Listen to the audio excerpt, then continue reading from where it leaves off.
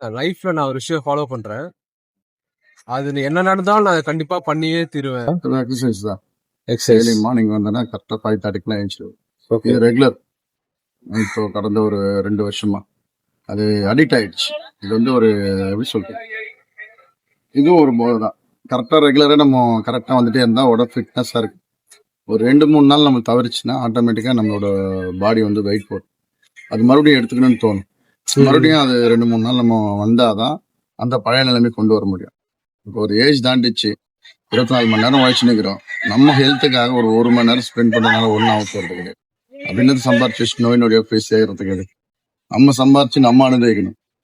மற்றவங்க அனுப்பிக்கலாம், தப்பு இல்லை. நம்மளே அனுப்பிக்காம போறதுக்கு எதுக்கு அப்படி சம்பாதிக்கணும்? கஷ்டப்பட்டு 24 மணி நேரம் உழைச்சு கண்ணு வச்சு பசங்க ஃபுல்லாக குடிச்சு ஹெல்த்துக்குன்னு ஒரு டைம் கொடுக்கணும்.